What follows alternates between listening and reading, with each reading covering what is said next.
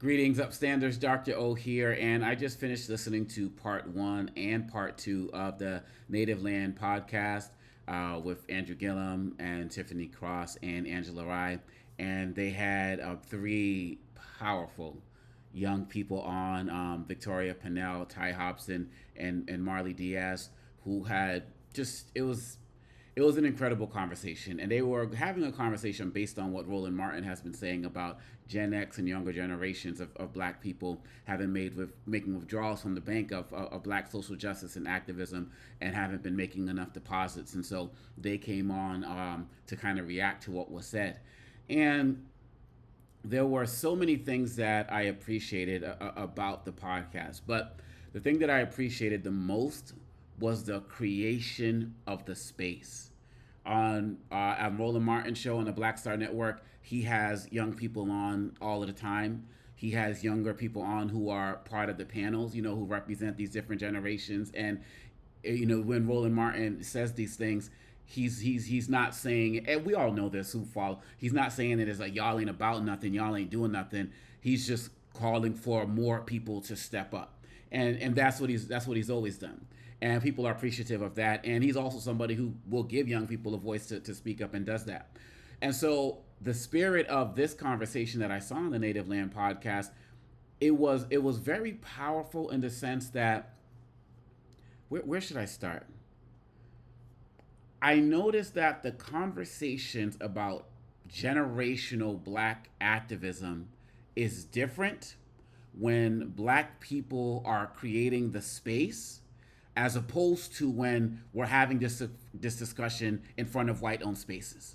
I feel like the energy is a lot different. So when Roland Martin's having this conversation, the energy is about, Roland Martin talks about how he goes to a lot of conferences and people like will give him props and so on and so forth, but few will ask him to come up and like be a mentor or talk to them. He's always talking about how to, like the sister was saying, let go of the baton. He's always talking about ways to do that. And I felt the same energy in here. Angela and Tiffany and Andrew, like there was no, challenge. There was conversation, but there was no y'all young people ain't doing nothing. Y'all ain't about this. And the younger folks were like, yo, reach out, be our mentors, and so on and so forth. So I appreciated that. And the reason why that I feel like that conversation was possible was because Angela, Tiffany, and Andrew are not the type of people who, as she said, part of the sandwich generation, who are just out there doing their thing and have never reached down to young people. They've always been involved in helping young people, so they know what's going on. One of the things that I think is really important, though, is I have serious issues with this idea and concept of rest as resistance. And to be fair, as it was said in the podcast, it's not just young people who are doing that. Many people are doing that. And as the brother Ty mentioned several times, throughout all of our times in history, it's not like every Black person was always on board 100%. And Andrew Gillum talked about a small percentage of Black people who are actually involved in the Montgomery bus boycott and in the civil rights movement in general on some levels. But my question is this idea of rest as resistance, and I believe that it was Sister Victoria who was, or Ty, excuse me, I don't have the whole podcast in front of me, but one of them was talking about, and I know Ty was saying this at the end, this idea of rest as resistance. He was like, it has to be rest like before you resist, right? Like there's a disconnect. Like if you're resting, you ain't got no skin in the game. Like what are you resting for? How long are you resting for, people? All of you, we're talking about I'm resting. And one of the things I believe was Victoria was talking about, some people are removing and putting in space and creating Black joy, and that's their part of the resistance. I would push back on that because Black people have always been in spaces where we've worked to create Black joy. Even on the plantations, we've put ourselves in positions and situations where you can create Black joy. I mean, you see the movie Sinners, and even when everything is going on at that particular time, the time that Jim Crow, 1932, or wherever it was set, the time that they're living in, and they're like, they're creating Black joy. So we've always done that, but the resistance has always been part of that. Here's the challenge. When you listen to what Bayard Rustin said, who was the organizer of the March on Washington, he said, we marched and protested because we didn't have the right to vote. When you have the right to vote, you don't need to protest. You don't need to march. There is a real disconnect with activism and rest and resistance and voting. Because the fact of the matter is, you can create all of the black joy that you want.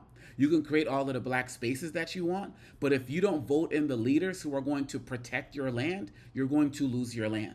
If you don't vote in leaders who are going to respect your right to exist as a young black LGBTQ person, then you're going to lose your right to be that. Right? And so we can't have this mindset of rest as resistance, just retreating and creating black spaces of joy, because this country will always come after, if we have the wrong leaders, will always come after spaces of black joy. There's no place in this world, and particularly in this United States, where you can form your own enclave and feel like you are going to be able to resist and just live in your space. They will find you. That is their job. And so we have to have leaders in there who represent that. And so one of the assignments I gave to my freshman class at American this semester was to email me the list of all of your representatives. Not just your state senators, not just your U.S. senators, your state senators, your student, your city council, all of that. Have these guys on speed dial. Like, that disconnect from voting is what they want. They want you out there creating all of the spaces, fight for, it was mentioned that, young black people are dealing with issues of, environmental justice. We've always been dealing with that in our communities. And so I love the fact that the podcast, both generations were showing respect to each other. Both generations were challenging each other. And both generations who are representative there made a commitment to continuing this work. This is what we need in this space, because too often, I see, particularly in social media, where I may see like younger black spaces and people I may follow in social media spaces, and then elders that I may follow in social media spaces. The young folks are saying, elders always tearing us down. They ain't about nothing. They need to pass the baton. They condemning us and all the other type of stuff. And then I see the elders who say, like, these guys don't respect the architects. They have no respect for this gender and what we've done and so on and so forth. But when you get in the room, when you get past the social media, when you get past the talking back at each other on YouTube and all of these other spaces, and you have people who are interested in creating this space, you have to go and listen to the Native Land podcast, both parts, 1 and 2, to really understand what this could look like. And the other reason I will say why this is important is because white folks are not having this generational conversation, particularly as it relates to Republican spaces. Now, in the Democratic spaces, they are on some levels. You see, like, David Hogg and James Carville, going at each other and all of that. So I will change what I'm saying. In white Democratic spaces, there are conversations about youth and changing the leadership and the like. That was one of the reasons Biden was kicked out.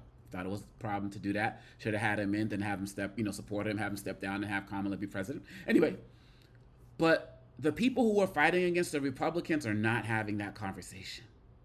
They elected a man who was almost 80 years old, who showed more cognitive decline on the campaign, much more than Biden, who, outside of having a bad debate, didn't show nearly as much cognitive decline as President Trump did. But they still voted him into office.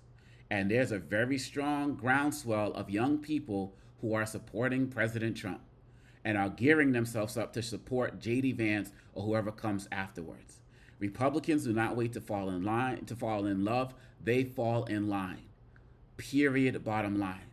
And so we need to do whatever it takes to continue to have these conversations. We need to do whatever it takes to continue to have these debates. But we need to be mindful of the fact that when it comes to the people who we are fighting against, they are not having these debates. They are focusing on policy, period, bottom line, and voting in the people who do that.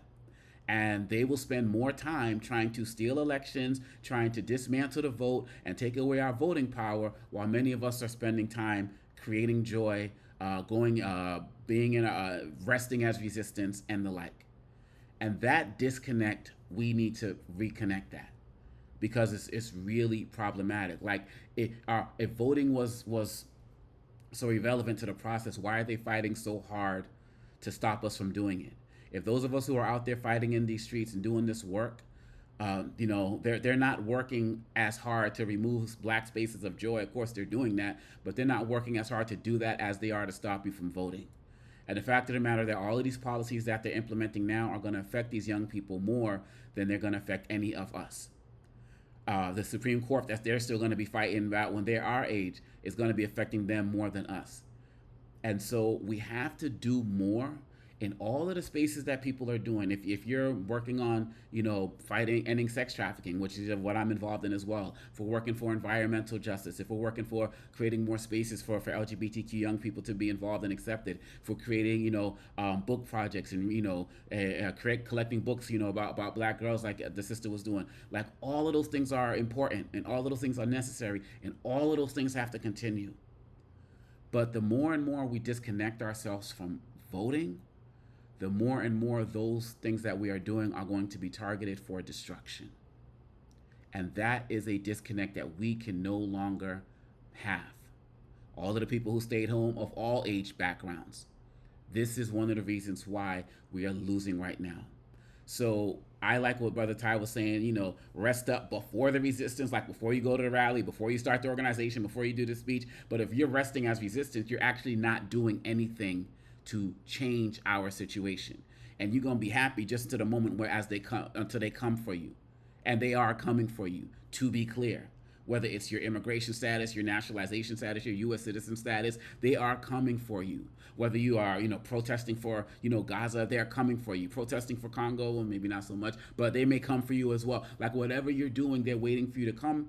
They're waiting to come for you.